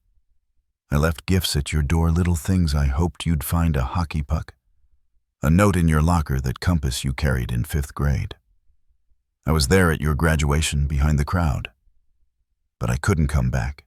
If I did, they would have killed us both. Or worse, used you as leverage to get to me." The pain in her voice was unbearable. She reached for his cheek, brushing away new tears. "I spent years running, years fighting to keep the evidence alive. I tried to get it out, tried to trust the right people. Every time I thought I had a lead, someone disappeared. I changed my name, changed my face, but I could never stop being your aunt. Never. It was hope, just hope, and the memory of your laugh that kept me alive." Blake let the grief and fury flood through him. Grief for the years lost, fury at the people who'd hunted her, who'd made her a ghost in her own life. But above all, he felt a new thing, something that felt like pride, like wonder. His aunt, the legend, the story his family dared not speak, was not just a victim. She had been a warrior, carrying the weight of 2 worlds for the sake of her family and her town. He pulled the battered box from his backpack and pressed it into her hands. "I found it, your note, your drive. The data's still here. It's all here. And now you're not alone anymore. We can finish this together." Lena's eyes shone fierce and proud. She kissed his forehead, rough and tender. "You're brave, Blake. Braver than I ever was. I always hoped. If anything happened, you'd be the one to pick up the pieces. You never let me down." In that icy cavern beneath the lake that had tried to swallow the truth, 2 generations of heart clung to each other and to hope. The tears flowed, but so did laughter, shaky bright, the sound of years healing all at once. Blake told her everything, the threats, the chases, the friends who had risked everything to help him. Lena told him stories she'd never told another soul the first time she saw the data trade in action. The night she realized her partner had betrayed her. The moment she decided she would rather die a ghost than let evil win. For the first time in 20 years, Lena let herself cry freely. For the first time in his life, Blake felt whole. Above them, the storm howled and the world went on. but in the deep safety of the earth, family was reborn. Lena pressed her radio into his hands. You carry this now.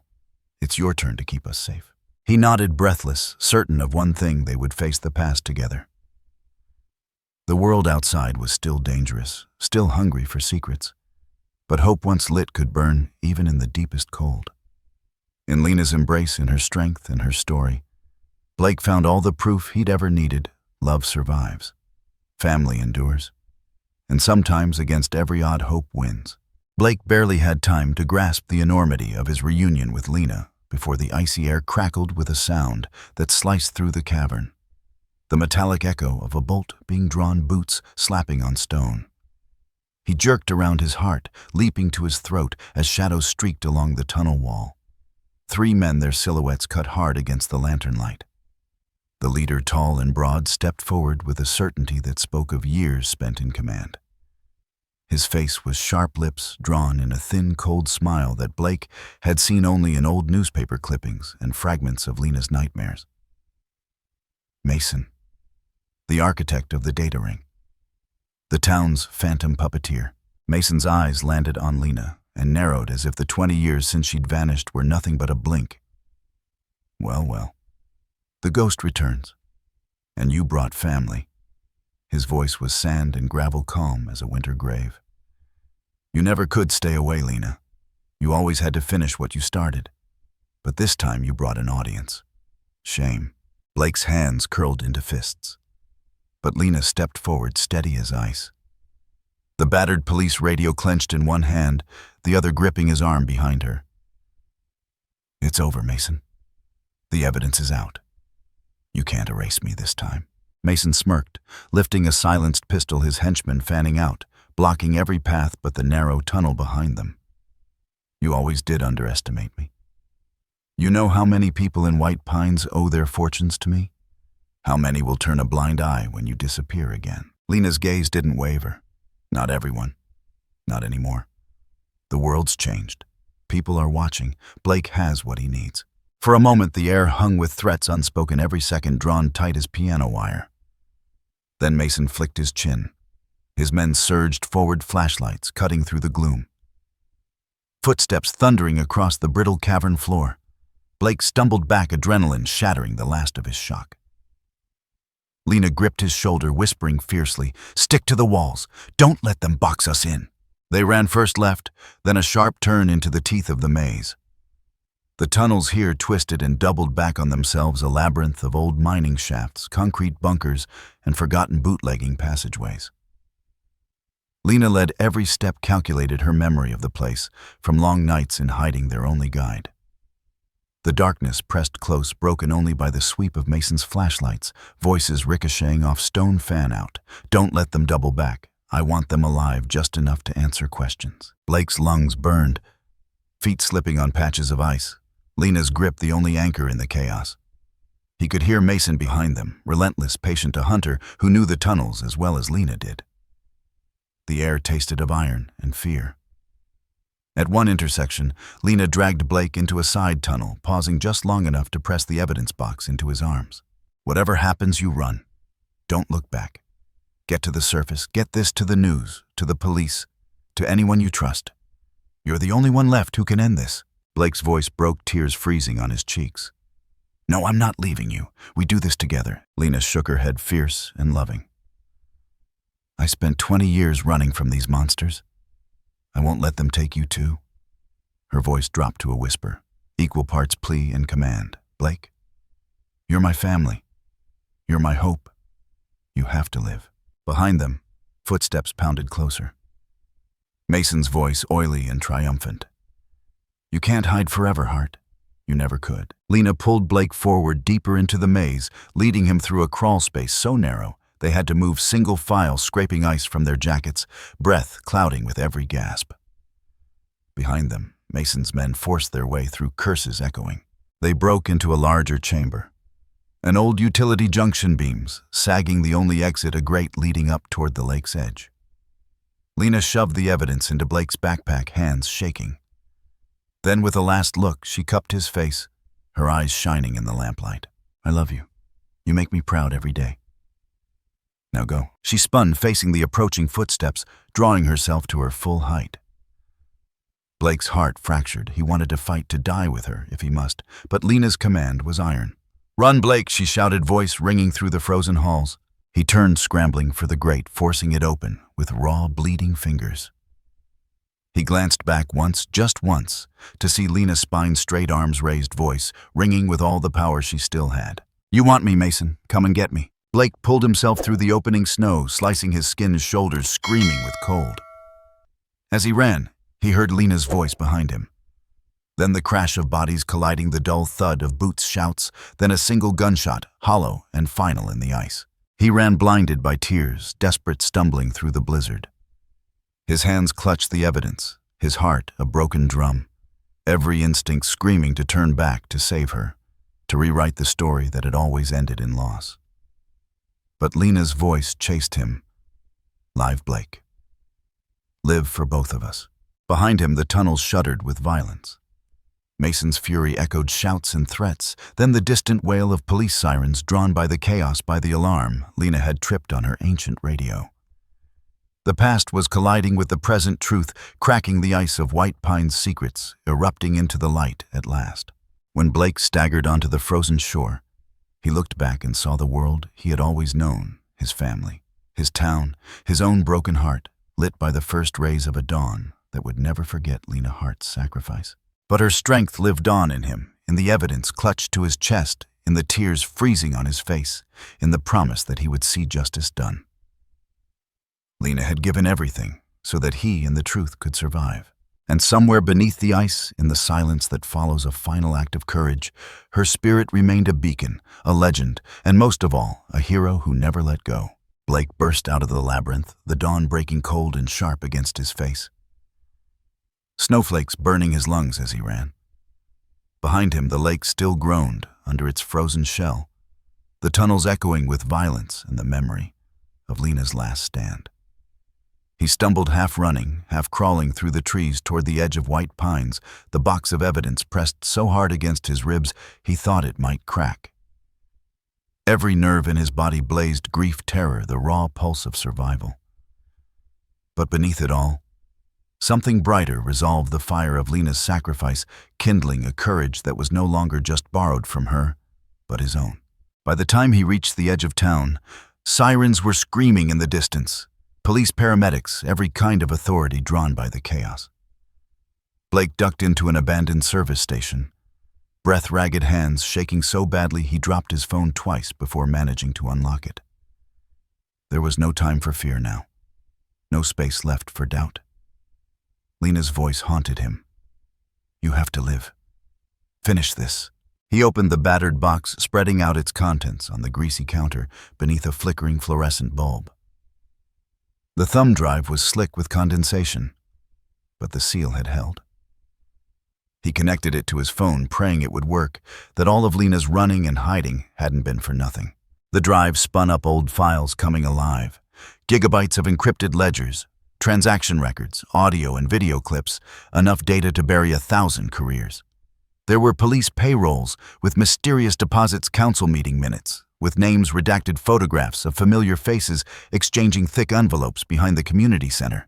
Most damning of all was a series of voice memos, Lena herself narrating the chain of corruption, naming names, reading badge numbers, with the calm fury of someone who had nothing left to lose. One file captured Mason's voice as he gave orders to erase evidence. Another traced the movement of stolen IDs across borders, implicating not only local cops, but regional officials, judges, even members of parliament. The truth wasn't just ugly, it was radioactive. Blake worked quickly, adrenaline steadying his hands, as he zipped and encrypted the files into a dozen separate folders. He posted the first batch on every social media platform he could reach. Twitter, Facebook, Reddit, encrypted group chats, even the White Pines community forum. He attached the story of Lena's disappearance and her role as a whistleblower, using a photo of her badge and the words, "Justice for Lena Hart. The truth can't be buried." Then, heart thumping, he composed emails to every major newsroom in Canada and abroad. CBC Toronto Star, BBC Vice Reuters, The Guardian. Every investigative reporter he could name. He attached everything: audio, photos, documents, scanned pages from Lena's journal. even the video he'd recorded of his own near-death escape from the tunnels. He included his full name, refusing to hide, refusing to let Lena's story disappear into another anonymous file. He hit send again and again until his battery died. He expected silence. Instead, the world ignited. Within hours, his posts were viral. Retweeted, shared, translated, dissected by armchair detectives and professional journalists alike. Canadian town at heart of data conspiracy screamed headlines. Missing cop's nephew blows open cold case. White Pines how corruption thrived in plain sight. His inbox filled with messages from survivors from other families who'd lost someone, from reporters begging for interviews, lawyers offering help, whistleblower hotlines promising protection. Anonymous accounts sent warnings, threats, gratitude. The story couldn't be killed. It had grown too big, too fast. In White Pines, the impact was immediate. The town's phones rang with calls from media, from RCMP investigators, from international watchdogs. The mayor went into hiding, then resigned. Several police officers were suspended, some arrested on the spot. Judges called emergency sessions. Files long buried were unearthed and re-examined. In the schoolyard, children whispered about Blake's name on the news about Lena, the ghost cop who had finally come home. Blake watched it all from his mother's kitchen hands, wrapped around a mug of tea she'd pressed into his palms. Her own eyes wide with 1,000 emotions, fear, relief, heartbreak, pride. She hadn't asked for this. Reckoning hadn't wanted her wounds exposed to the world. But as she watched her son, she saw the future shifting, the past breaking open in a way that might finally let it heal. Across Canada, news anchors led with Lena's story, her voice filling living rooms and car radios, her courage a rallying cry. The government announced an independent inquiry. Civil liberties groups demanded reform. For days, White Pines was the center of the country's conscience, an unassuming town forced to look in the mirror and reckon with everything it had ignored. At the heart of it all, Blake answered questions on TV, on the radio, in online forums, always insisting that this was never about him, that the real hero was Lena Hart, the aunt who'd refused to let evil win, who'd chosen hope over silence, even when it cost her everything. It wasn't easy. Threats continued. Friends turned cold. But for every bit of darkness, a stranger sent a message of thanks. A life saved by the truth, a story reclaimed from the cold. In the days that followed, Lena's name was restored, not just a missing cop, not just a cautionary tale, but a symbol of courage, a proof that one person could change the course of a community, a country.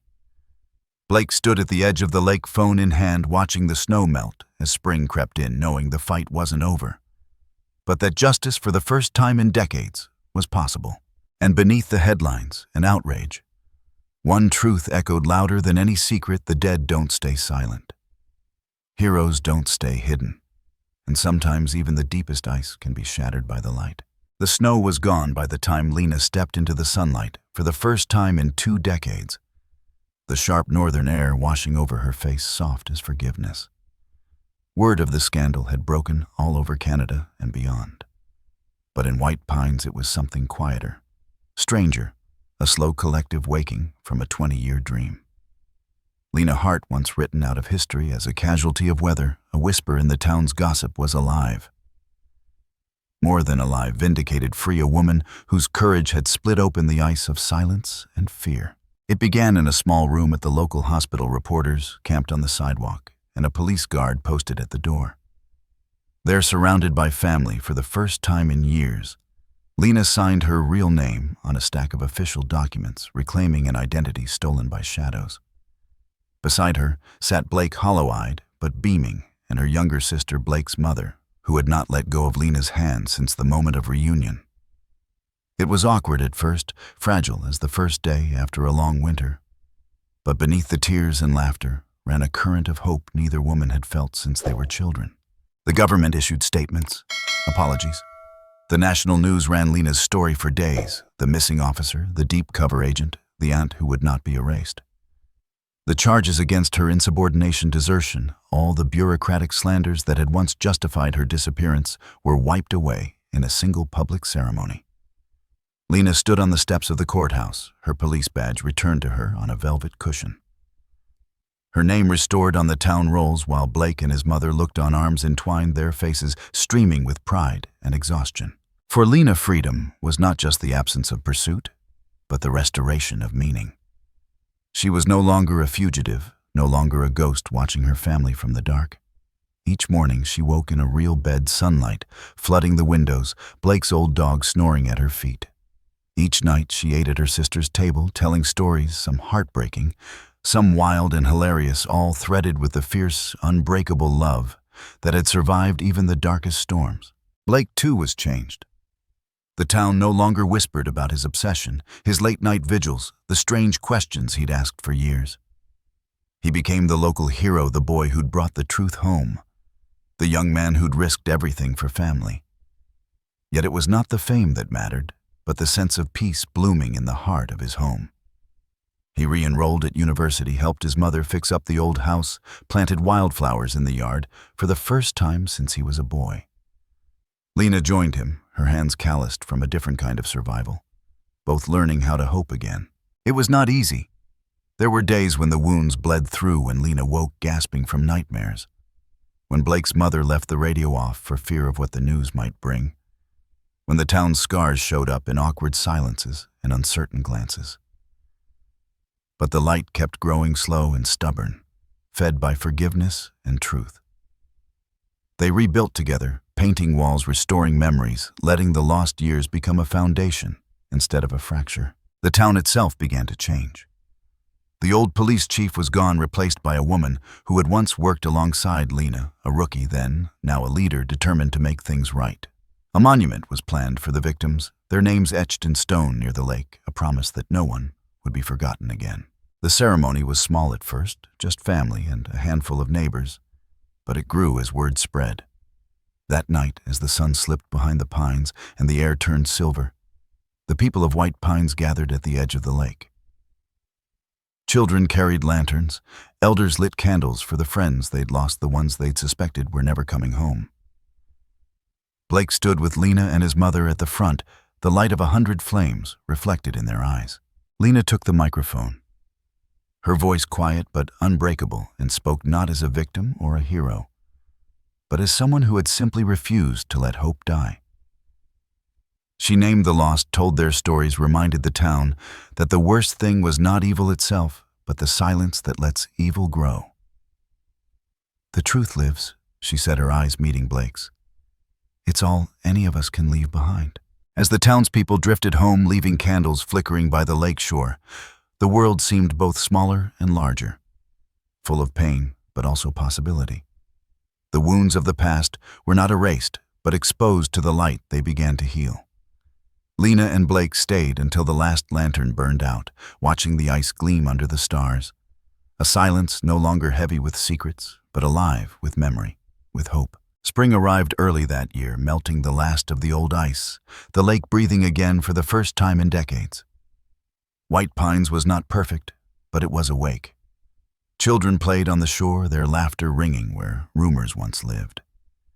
Lena walked the streets in daylight, no longer flinching at every step, her name a quiet benediction in every greeting.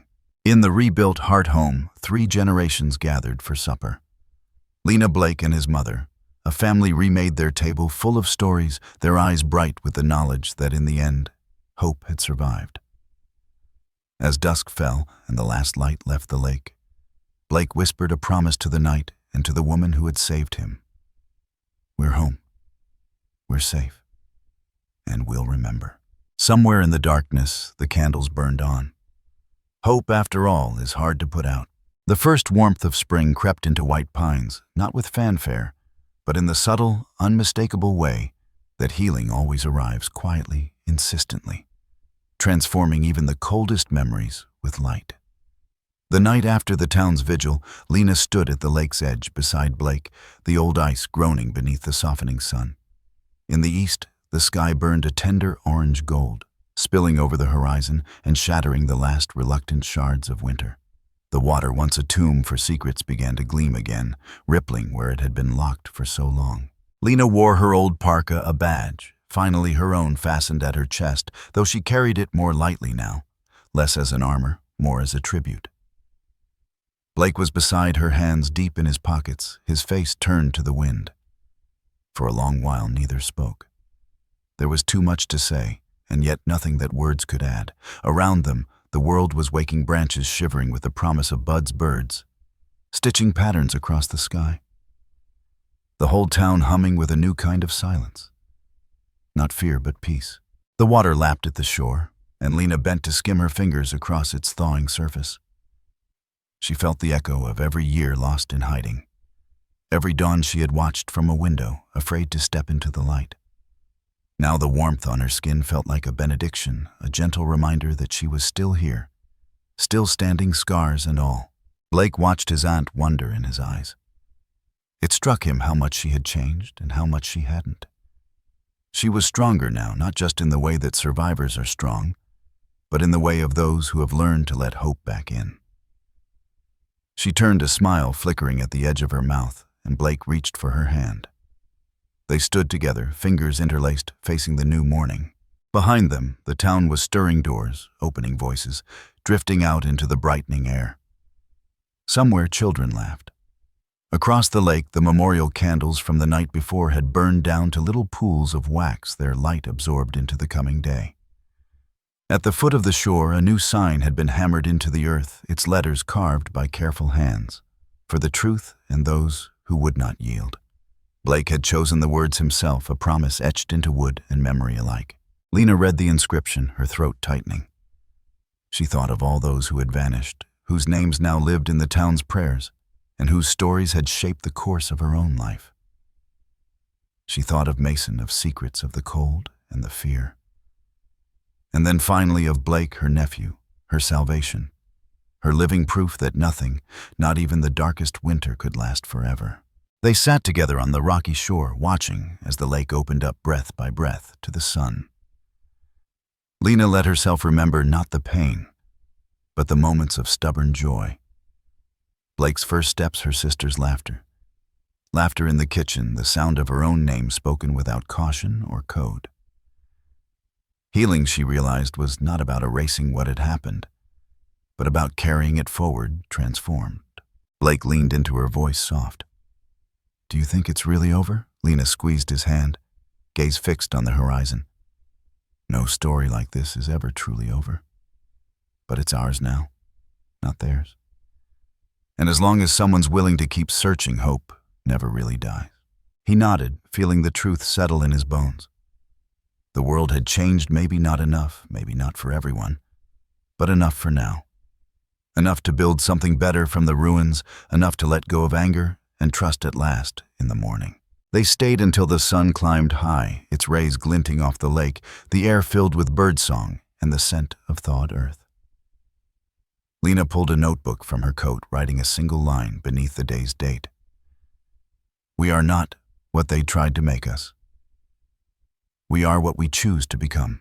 As they walked home together, through streets that once felt like traps but now seemed full of possibility, Blake glanced back at the sign by the water, the little offering to the future. He knew there would be new wounds, new secrets, new silences, but he also knew in the marrow of his being that truth endures. That even when buried deep, it grows, reaching for the light, waiting for the brave to dig it free. The final image lingered, Lena and Blake silhouetted against the dissolving ice.